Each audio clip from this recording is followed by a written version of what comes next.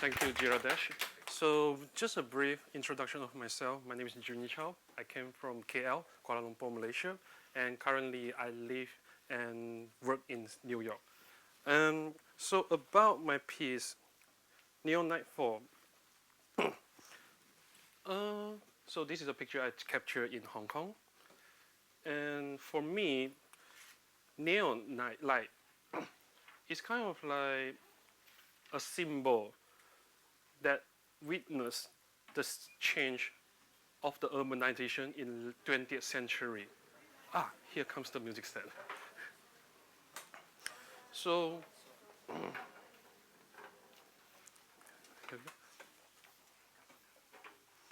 and for me, and I always care, for me in this particular presentation, what am I going to talk a lot is how this kind of image, this kind of neon light in the urbanization inspired me to compose this piece, and what kind of voice, what kind of timbre I choose to fulfill the image of this kind of picture over here, neon light.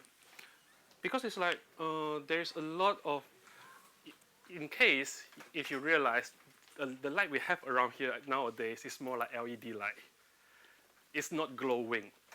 Neon light is kind of like, it witnessed the nightlife, the city life back in 20th century. It's like so everywhere, the whole world. And for me, there is a lot of not only light effect, but like the glowing effect and also the buzzing sound. All those sound is part of what city's nightlife is. That all those sound is part into my inspiration in creating this work as well. And neon light, as I mentioned, is a very important symbol in last century, as you can see in many films, like recently, like Blade Runner, Ghost in the Shell, this kind of many big Hollywood movie, they would also use the same kind of light effect that is a little bit like futuristic and mysterious. So in today's presentation, basically, I will ask my player, Titibo, who will be playing alto saxophone, and Bang will be playing alto saxophone. Not alto saxophone, trombone. They will be also playing tonight at tonight's concert as well. I will go through a few excerpts one by one and briefly explain why. This piece, remember, throughout this presentation, I will talk a lot about the micro contrast that will serve to give an imaginary space for the audience, have a visual effect of the glowing effect, and also like the buzzing sound effect that created from the neon city life. So, yeah, Bang. Can you play the very beginning, this first line?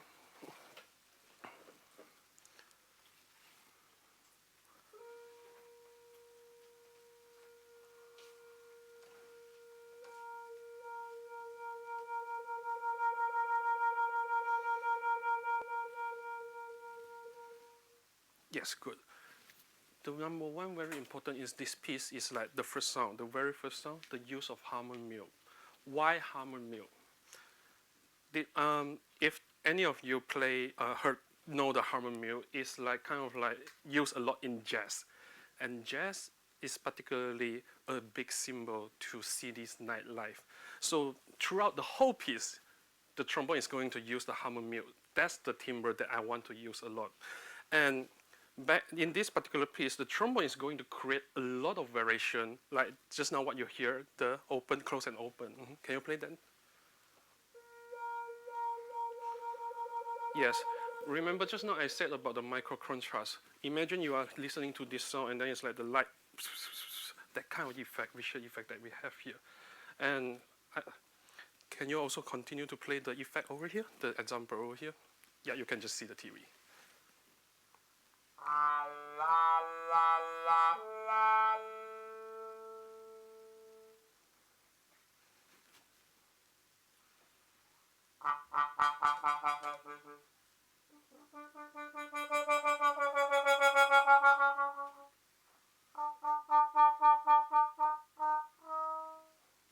So all these very little delicate things that serves into building a whole bigger picture of what is the neon light, nightlife like. Okay, next one, a little bit more.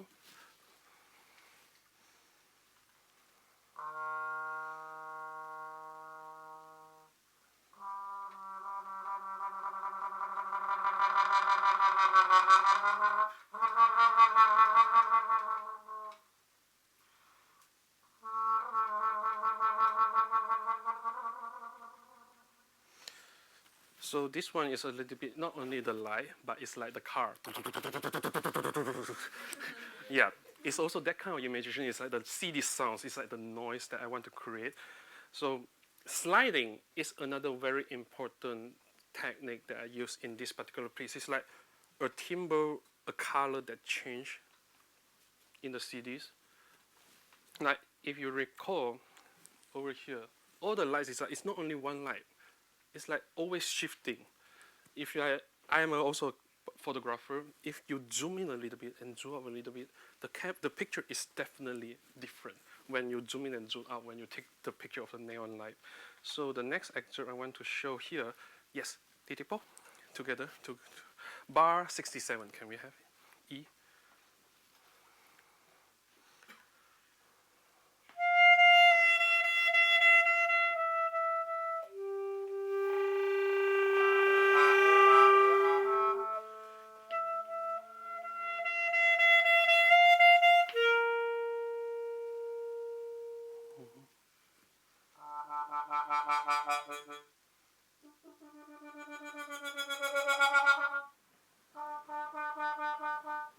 Yes, good, that's enough. The sliding sound is another technique and also the timbre that serves into the visual effect that I want to use. Today, too bad we don't have clarinet. If you want to hear the proper trio sound, please come to tonight's concert. You will love it, yes. The next one is a very interesting and a very important technique into the transition. So you can see alto saxophone is going to play something like this, bars 39.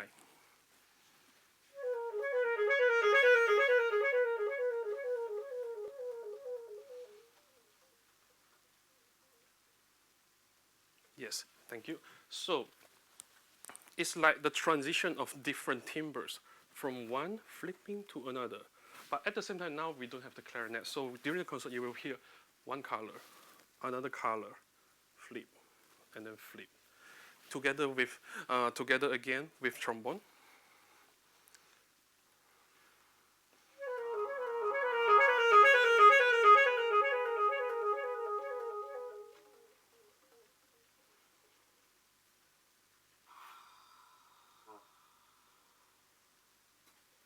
So yes, it's like in this piece there are a lot of the timbres change from one to another that creates like many like fragments that build this one big picture of this.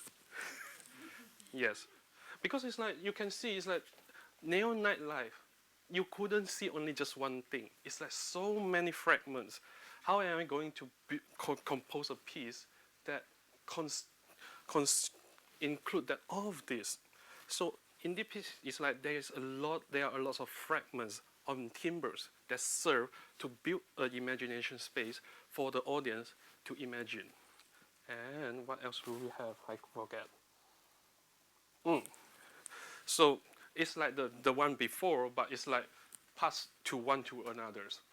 We don't have clarinet here, but we can have a listen try, just trombone and saxophone. Can we try from, which part is this?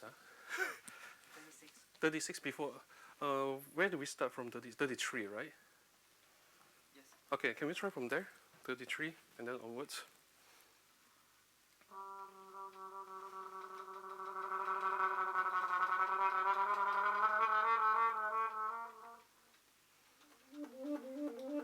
So, change. Immediately change to another picture. Another one. Yes, thank you. So many things is like you can fade in and fade out. It's like the electronic effect. One is out, another one is down, like that. So in this piece, you can hear that kind of texture a lot in here. So the final point that I want to make in this piece, we don't have a clarinet here, but in this piece there's a lot of tonality treatment. Why I say tonality treatment? Remember, so you see me doing this all the time. In this piece, it's like there are a lot of harmony language that also do this kind of treatment. Like if you look carefully, the first clarinet, D flat and D natural, D flat, D flat natural. Clarinet serve as a bridge between these two sounds. D flat and F and B flat, it becomes like a B flat minor chord. But immediately, D natural, D, B flat, C, that is like a major chord. It's like you don't really know like where it belongs to. This ambiguous serve also like the tonality that is like between like the colors, because we all know like C major, C minor do have different colors. So in this particular piece, there are a lot of the small shifting over here and there that would actually serve to the color changing. Can we try the beginning?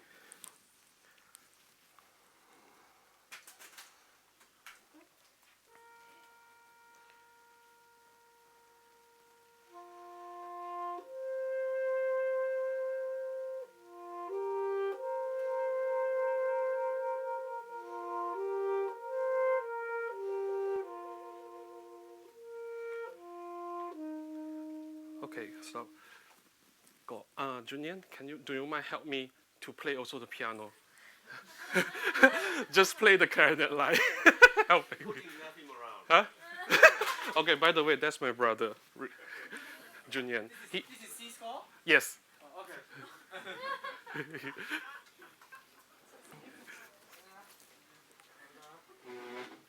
Okay. Just between D flat, D natural, D flat, D natural. Yes. Okay. Okay. One more time. 1, 2, go.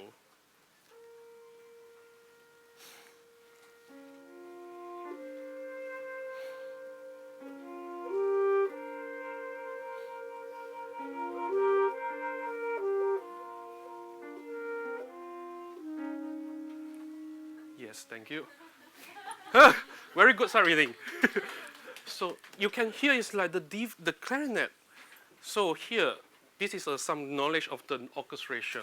If you realize, alto saxophone and trombone are both like metal instruments, but clarinet is the woodwind. So it does have a timbre and the quality to serve as the between two of them, the bridge. And the color change between the D flat and D natural, it will like people like, what is happening? That is the kind of color that I wish to create throughout this whole piece. Remember, tonight. Yeah. Okay, so that is pretty much the presentation I want to share today. So is there any question that you want to ask? Yes, go ahead. Hi, thank you very much. I just like to ask as a preliminary question, do you consider this piece a soundscape? Very good. So I myself, after I listen to the piece, it's more like montage. It's like the film, because it's like there is no one real like. There are many sections. I remember like 4 to 5 sections, but all of them are kind of unrelated. But it's like what I mentioned is like there is one soundscape switching to another, and then the next one they are in like one flow. Another way to imagine is like imagine yourself. I mean, nowadays I live in New York. Sometimes in Manhattan, imagine you are at the Times Square or like around. You are walking through the Times Square by yourself, and then you see different and hear different voices. So all those kind of experience is the kind of sound experience, soundscape that I wish to create for the audience to experience during my piece. Yes. Okay, and so how would you say like you balance creating that soundscape experience with creating something that like has musical development, Mm-hmm. right? Rather than just like some imitative noises. Mm-hmm. How do you develop it like a piece of music? Yes, good. In this particular piece, let me read through real fast of my own score. The number one thing I can assure you is how is the pitch material I use. In overall, it's like diatonic scale, but switching from one diatonic scale to another. So you can see it's like, for example, the melody of alto saxophone, F, G, C, B flat, G is, and E flat is like a B flat major scale. Basically, this is like going through the whole piece. The pitch material is number 1. It's like pentatonic scale a little bit. And then the technique-wise, it's kind of like the color of the sectional. It's like it gives people a new section. The technique that I use. So, and then the third part will be more noise. It's like from transitioning from a melodic material to a noise to be something more abstract. But all the pitch material is still a very core idea. It's like from one color to another. It's still like diatonic scale or pentatonic scale, the choice. And finally, a D section is like kind of like a reprise from the beginning section. I'm glad you mentioned this. I think overall the main thing, there are two kind of materials that link all together. Number 1 is the pitch material. Second is between real sound and the noise sound. So it's like that is another kind of like reality and abstract. Yeah.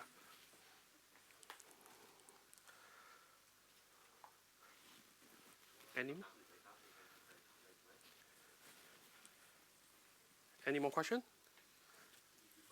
Yes. It's very interesting that many new composers will work with non-diatonic material, but you just confront diatonic material directly. Is this a conscious effort to refer to the neon light and pop culture? Oh my God, that is really one of the most difficult questions.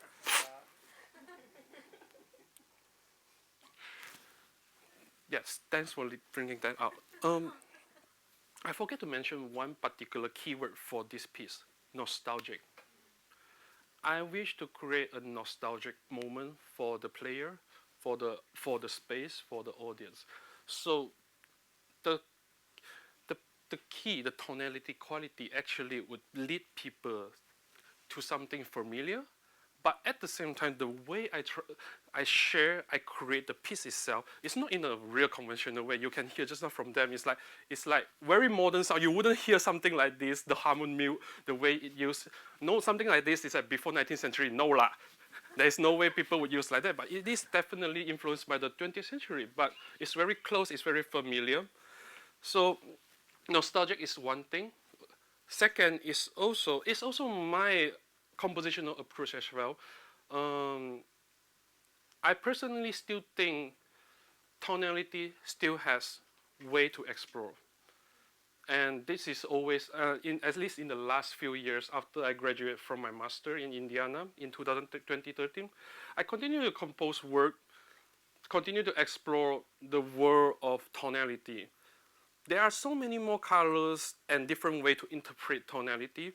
I don't know how to explain it in the theory way. It's just my way of finding harmony, kind of like, and also it is also because of my influence from the Chinese orchestra background. Because I joined Chinese orchestra in high school where I play cello and double bass in a Chinese orchestra. But it gives me a very good experience that actually finding a new ways to bring the pentatonic or whatever I'm familiar into a something accessible, contemporary, but at the same time still relatable. So it is just my approach about that. Yeah. And let's see. Okay. Yes. Any more questions? No. Okay. I need to take this chance to do a small promotion, something. So as I mentioned, I work closely with Chinese orchestra. And today this is a book that I recently just published. It's called The Tongue Guide to the Chinese Orchestra. It is a very good tool book where you can understand, look through the music, like the instrumentation, all instruments that used in a Chinese orchestra, and also like percussion, wind, pluck, bowstring. And finally, also there are also orchestration analysis, which is what I responsible for. So if you are interested to talk to me about this book, feel free to come to me. All right. Thank you. Thank you very much.